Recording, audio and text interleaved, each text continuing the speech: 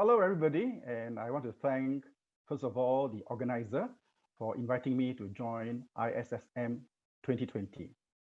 I'd like to talk about the roles of science centers and museums towards the UN SDGs 2030. Now, we all know who we are. We are the science centers and science museum people. And if you look back into history, you'll find that the very first Science Communication Center was founded in Berlin in 1888, and it was called the Urania, and I think it still exists today. And all the science centers that we know of today are mainly the products of the 1960s and later.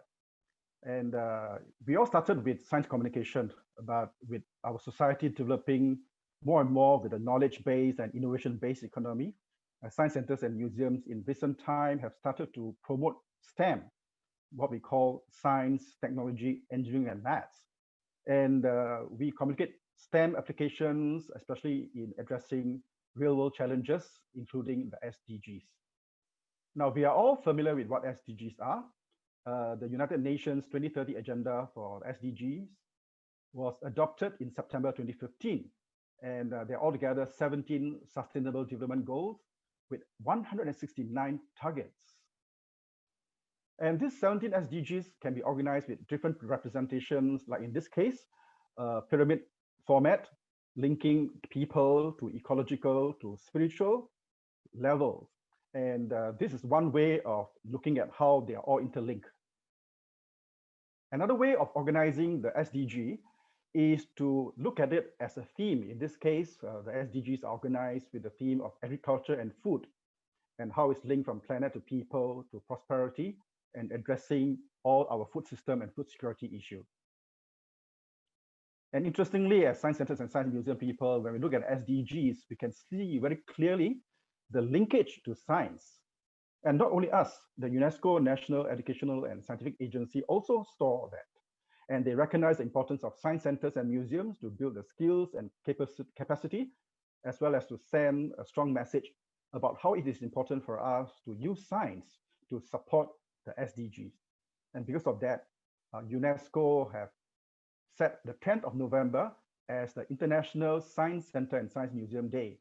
And that's a day that we celebrate our contribution, our impact towards SDG. And science centers and science museums are effective. And we have been doing this for many years now in communicating the SDGs.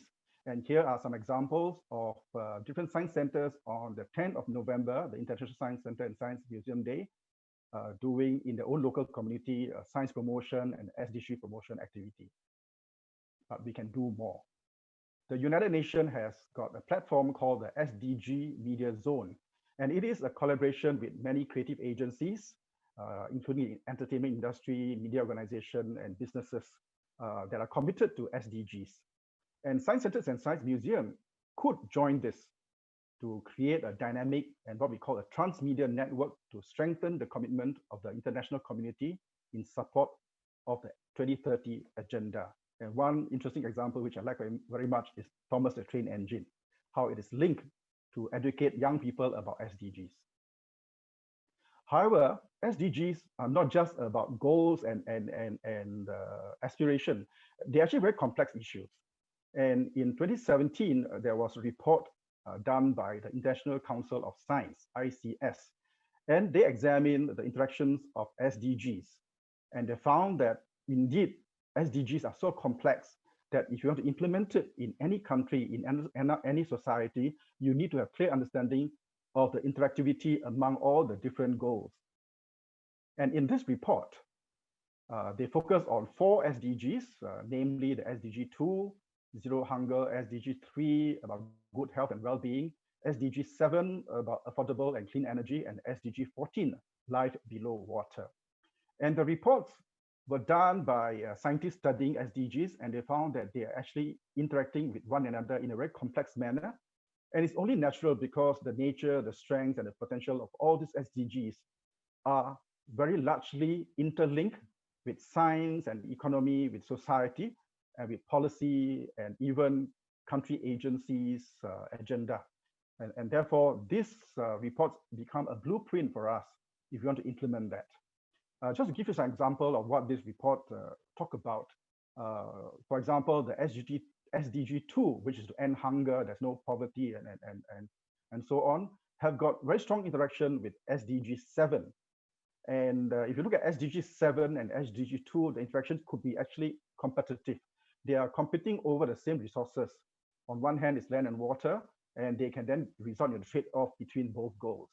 And similarly, SDG 2 and SDG 15 have got also sometimes the interactions that require careful balancing. And the balance is needed between achieving food for all and conserving and restoring ecosystem. Similarly, for SDG 3 and SDG 13, there are also interactions. And if we fail to address the climate change goal, will make achieving the health goal impossible.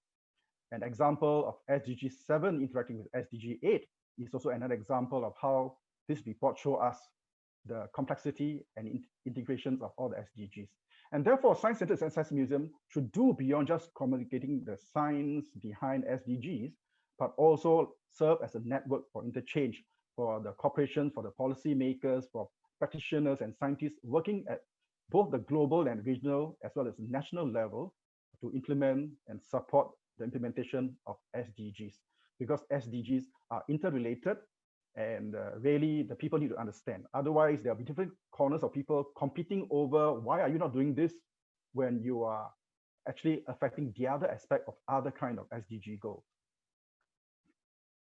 Another important role which I think Science Centers and Science Museum should do is to go back to our core. We are very good as informal STEM education agents, especially when we are working together in partnership with the educational ministry, with schools, with corporations, to nurture what I call the STEM empowered citizens, especially the young ones. And this is also very important because we really write on SDG 4, that is to give quality education. And we can see the SDG 4, with good education, we have a direct impact on innovation, fosters creative solutioning, and that will lead to the achievement of all the other SDGs. So Science Centers and Science Museum indeed has a very important educational role to play. And we shouldn't stand by ourselves alone because as Science Centers and Science Museum, we are probably not rich enough, so-called, to have the money and resources to really go towards achieving the SDGs through many interesting and innovative initiatives. And there we should therefore link up with the UNDP's network called Sdg Impact. And it is an initiative that group together corporations and resources that believe in upholding the principles of SDGs. And in Singapore, we have got an example. We work very closely with our Temasek Foundation. And I'd like to share a little bit more about how Temasek Foundation, who embraces the SDGs, support Science Center Singapore. Now, Temasek Foundation organize their business, their investment according to how they look at they can support the SDGs. So they group SDGs into 3 baskets. A is active economy, B is beautiful society, and C is clean earth. And whatever they do in both local and overseas investment and setting up corporations, they always have in mind whether what they do can achieve either A, B, C, or all of the above. And they therefore fund us when we propose to them that we want to work with them to work towards SDGs achievement. And they funded us, and it is called the Step Alive Youth Camp. Now, this Step Alive is to bring about the youth, the young people, teenagers from ASEAN countries, and they come together to the Science Center because we are the host, funded by Temasek Foundation. And this youth come to Singapore. We split them into different groups. So they will work with different countries in the team. And they will come together to learn about design thinking. They learn about prototyping. They learn about how to address the complex real-world challenges in their respective countries or community. And they have to convince the other partners to agree on working and solving the problem. So for example, somebody said, I think the water pollution problem is very bad in Malaysia. So he convinced the whole team to work on that. Another country convinced the team to work on their energy problems. And this group will then come together for 5 days, 4 nights. They will prototype the solution and they will come up with something, and they'll pitch the idea to potential investors to see how they could come in to fund their initiative. And we found this very powerful because we really combined the power of STEM, science, technology, engineering, and maths, with the power of youth. And the youth are fully aware of how the world is really under a threat. And therefore, they're very committed and very passionate about how they could, as young people, innovative ideas can come from them and make it real to solve real world problems in their countries. And this is not possible if it's all done by ourselves as a science center. So we thank the Temasek Foundation for giving us the grant to run this. So we're going to run this next year again. This year we have to stop it for a year because of the COVID-19. Now, talking about COVID-19, I think all of us know that the COVID-19 pandemic is really a wake-up call for us, and it's really challenging us to look at the UNSDGs 2030 seriously. We all know that COVID-19 does not respect nationality, it does not respect diversity and geography.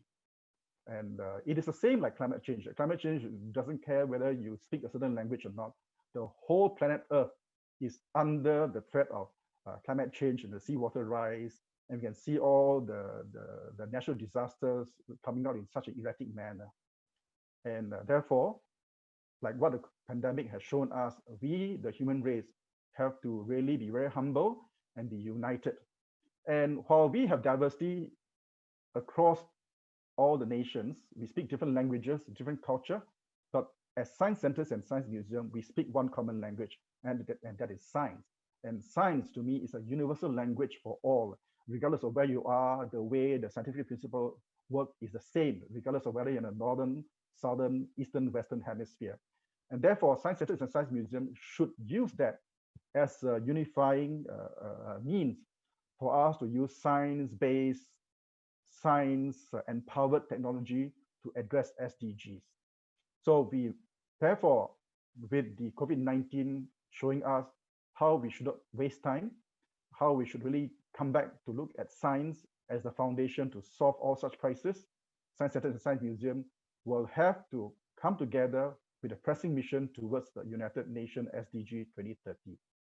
So if you look back in the past, since the 19th century, we seem to be doing only science communication, but I think we now have a greater role to play than we originally meant just for science communication and science promotion. We have to use STEM to empower solutioning, and it's time for collective action. So in conclusion, I like to really remind all of us the fact that we cannot come face to face to meet in this symposium simply because of COVID-19. The COVID-19 pandemic has brutally and shockingly humbled us. And it's important for us to recognize how fragile we are as a human race. And think about it, SDG 2030 is also addressing how fragile we are as a human race living in this biosphere. If we do not look after our biosphere and take COVID-19 as if it's something that we can just easily brush off, we will face great challenges if we do not meet up to SDG 2030. So the pandemic has also shown us that we really need to have science literacy. It's very important to have science literacy so that we do not anyhow look at things and treat the virus as if it's rumor, as if it's a fake news. We must use the power of STEM, together with the science literacy and the power of science, technology, engineering, and maths, not just in understanding how the virus spreads and threatens our life and health, but also how, by mastering the STEM, we could innovate tools to help detect infection, formulate medical regimes to treat patients, and produce viable vaccines against the virus, and so on. And similarly, if we can use STEM power, we can help towards achieving the SDGs. So Science Centers and Museums should see the urgency of the next decade to achieve our mission in promoting and grow the STEM power. We serve as effective and meaningful agents to propel our community leaders, stakeholders, and people of all ages towards achieving the SDGs through collective efforts, starting locally, regionally, and then globally. With that, I thank you for your attention.